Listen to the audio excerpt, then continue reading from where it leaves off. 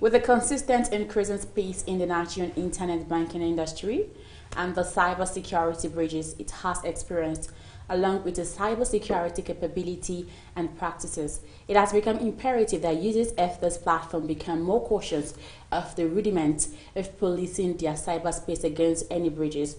Over the years, transformation of the Nigerian cyber crime industry from low-tech cyber-enabled crimes to high-tech sophisticated breaches with viruses, worms, or Trojan infections, electronic spam mails, and hacking being the top three most experienced breaches.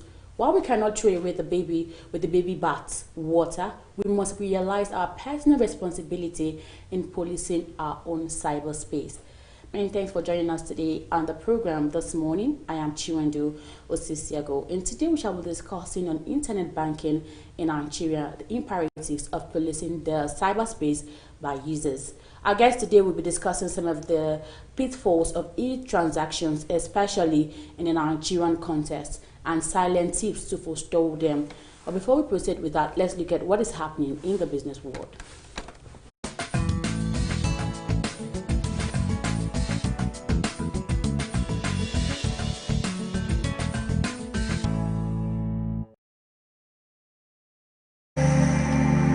Group Managing Director of the Nigerian National Petroleum Corporation, Mekari, has assured that the Nigerian Petroleum Development Company will scale up its production to 500,000 barrels of crude oil per day in the next 2 years to meet domestic consumption. Speaking at the facilitator of gas handling facility in Ologbo, Benin and Wednesday, Kiari said MPDC was currently producing 260,000 barrels per day as against the 136,000 barrels per day it produced a year ago. According to Kiari, this is a very magnificent level of growth in any upstream company. He added that the NNPC was working with MPDC to hit the set target. He added that the MPDC was a company owned 100% by Nigeria and vowed to deliver it to be the number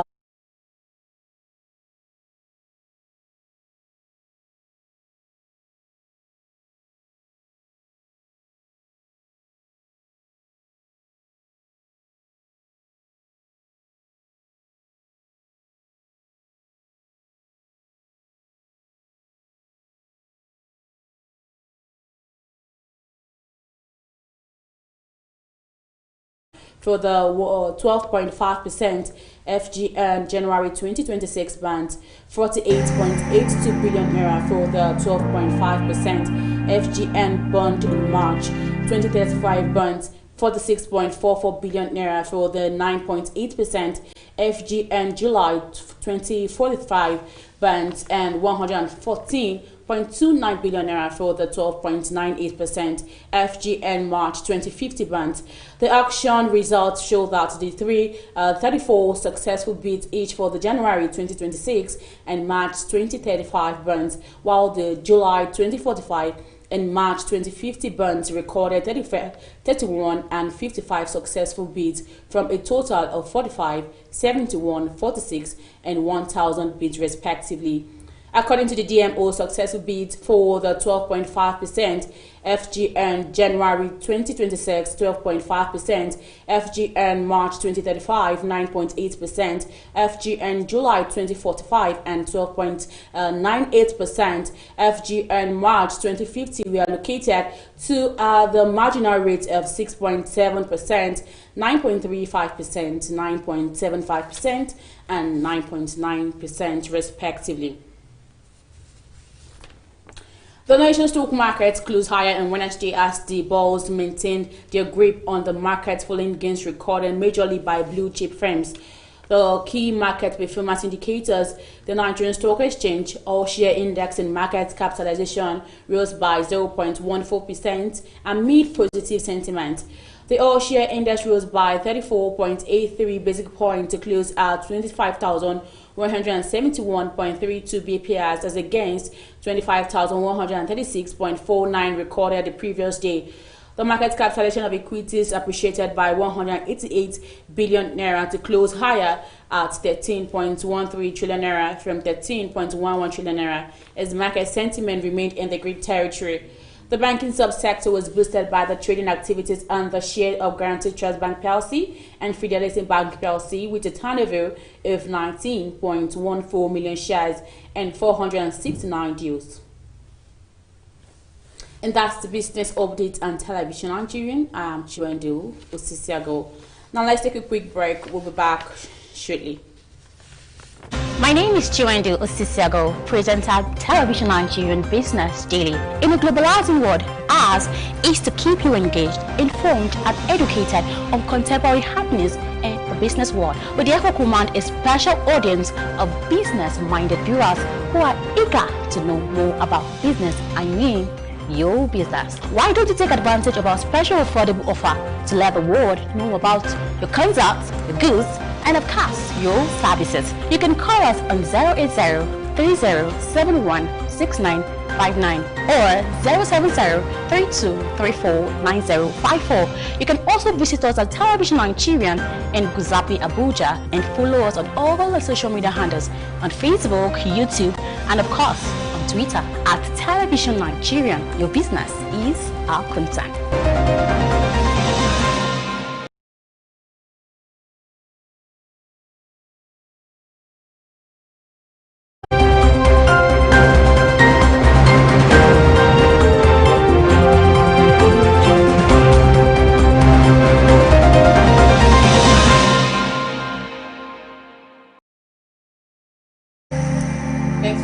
Again, and if you just joined this program, it's TV and Business Daily.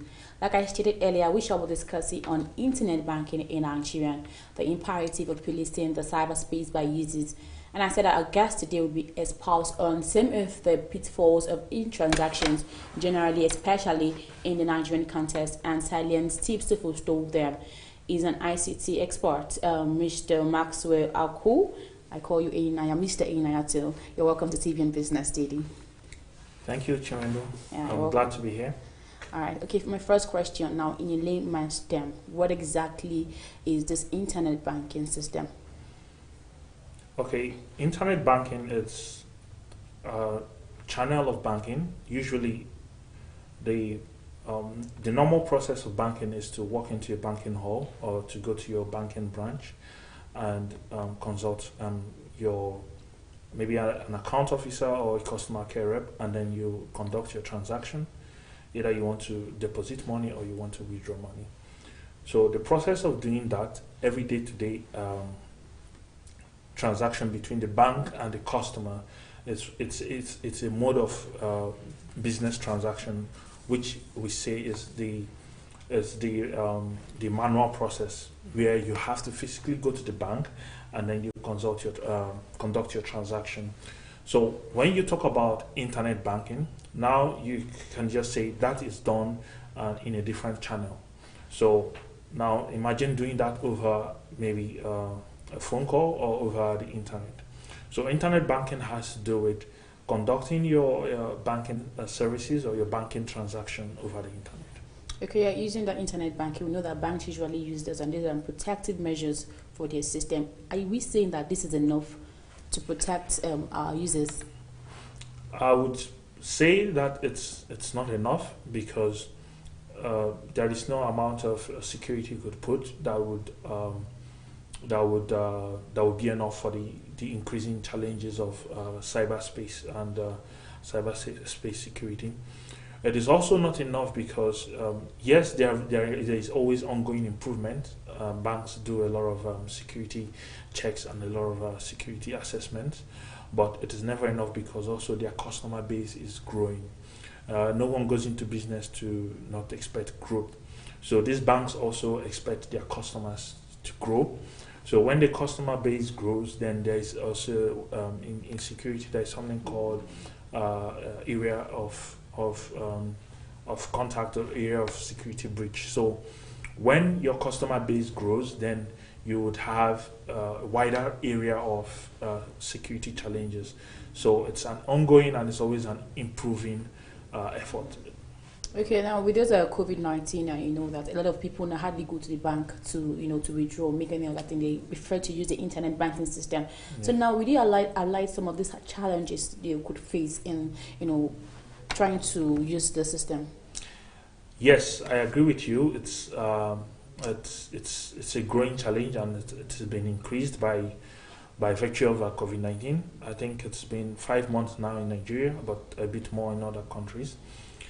The COVID-19 had also made the cyber security a bit complicated, because you find out that a lot more transactions are going to be done through internet banking and online channels, which exposes people to a lot of fraud, a lot of hackers, and security breaches and security issues.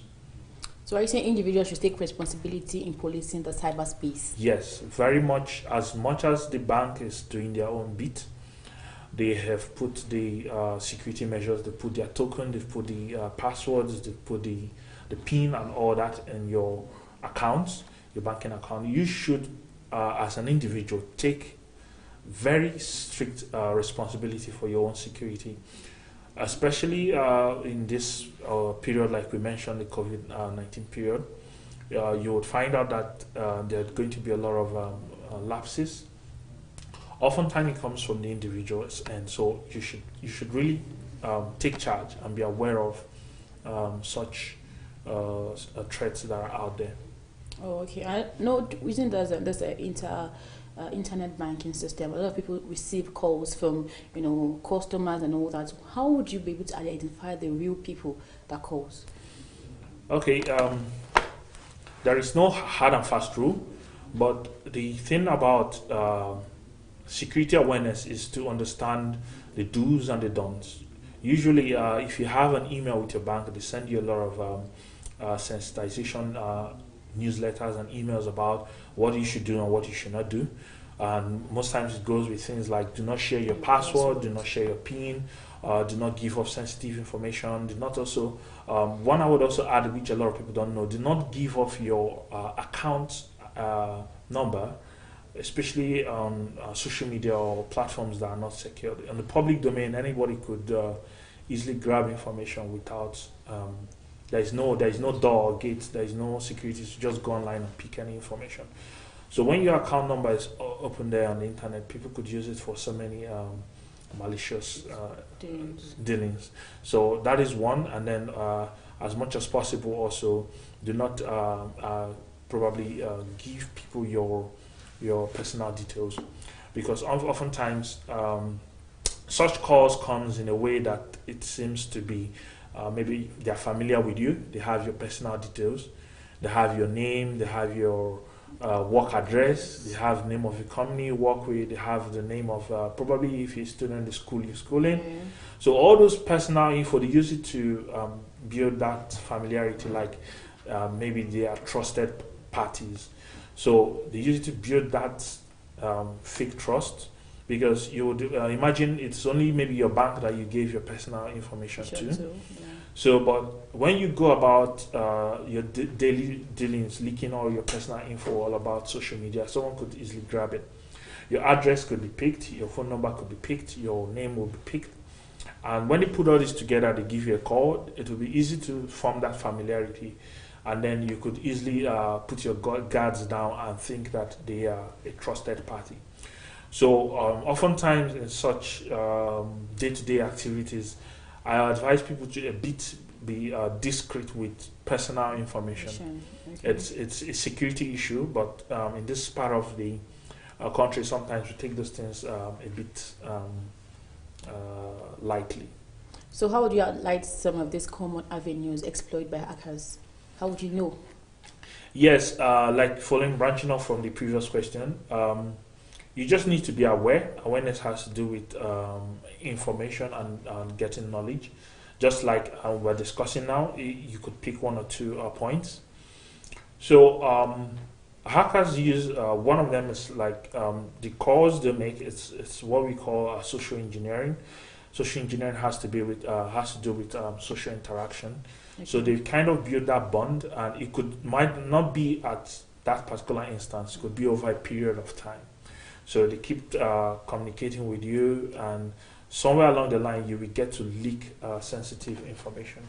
Another way to do it is through the popular ones we know, but sometimes we don't relate with them. phishing.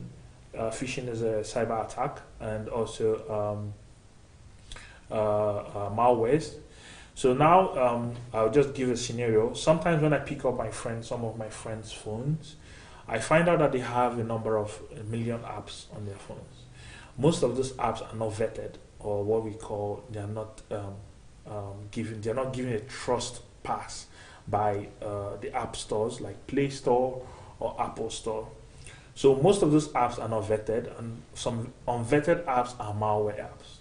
So what does a malware do? Malware just comes into your phone to pick some sensitive information. So maybe when you're browsing, when you key in or you log in some things, when you go to your internet banking app, so those apps running on the background of your phone can easily pick those information and send it to a secure server or a remote server where those hackers pick those information. So that is one. That is malware apps. The same it also happens if it's a desktop or a laptop that you use. So another way to use to get such information is phishing. Phishing just has to do with having maybe, let's say, a replica of the original thing. Now you have your banking website. You could have it, let's say if television is a bank, so television.com. So you could have a link that takes you to somewhere else, maybe television.org or television.com.ng or some other link that is not exactly television.com. So they send out those bulk emails, and when you get it in your email, you would feel it's maybe your bank's notification or SMS alert, bank alert, and it will tell you maybe follow this link to register on this our promo we have, or follow this link to win whatever thing they'll put on the email. It's usually used some enticing or marketing communication. So when you follow that link, it redirects you to somewhere that you're not supposed to be. Yes. So from there you key in some details and pick it. So it's called phishing, and the security industry is generally called phishing. It could also not. It's often done through email, but it could also be done through your phone or SMS and all that. So you're advising customers to be careful of the kind of applications they download on their phones and on their laptops. Exactly. All right, thank you. Let's take a quick break. Then after the break, we'll continue with our discussion. Don't go anywhere. My name is Chiwendu Osisiago, presenter at Television Nigerian Business Daily. In a globalizing world, ours is to keep you engaged, informed, and educated on contemporary happenings in the business world. We therefore command a special audience of business-minded viewers who are eager to know more about business. I mean, your business. Why don't you take advantage of our special affordable offer to let the world know about your concepts, your goods, and of course, your services? You can call us on 080-3071-6959 or 070-3234-9054. You can also visit us at Television Nigerian in Guzapi, Abuja, and follow us on all the social media handles on Facebook, YouTube, and of course, on Twitter at Television Nigerian. Your business is our concern.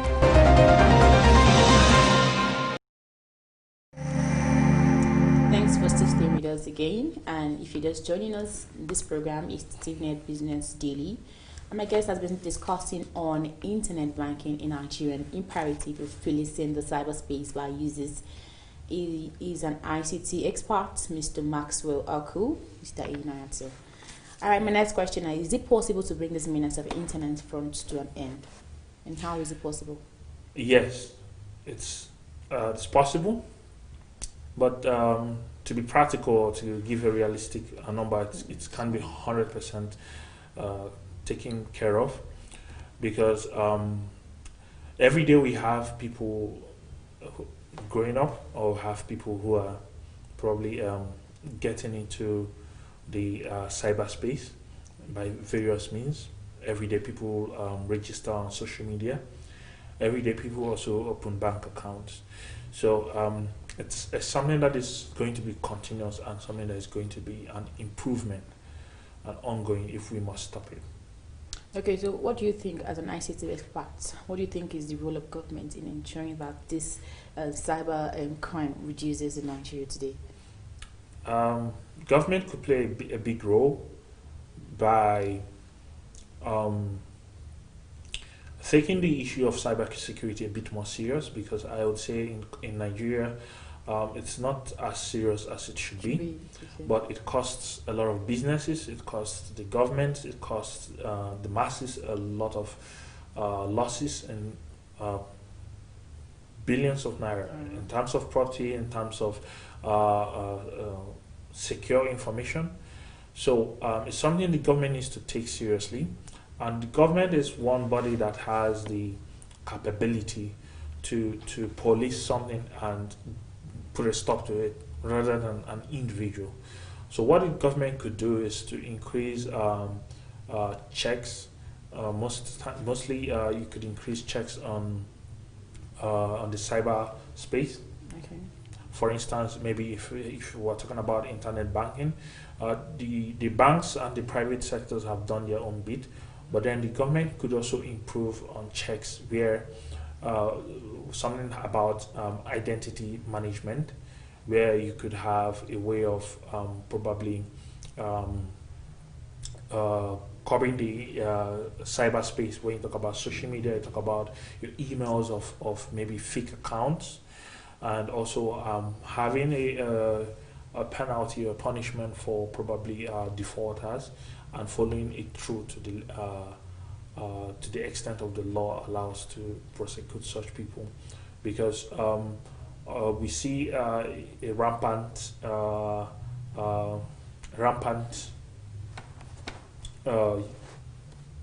effect of cyber crimes in this our part of the world.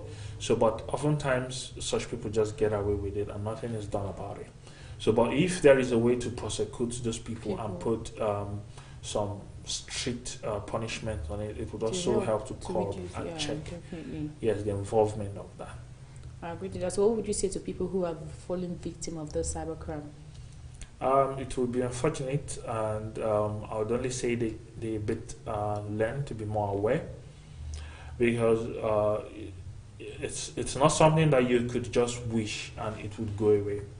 If you are not aware of it, or if you don't sensitize yourself about this, you could still be vulnerable to such attacks and could fall a victim again.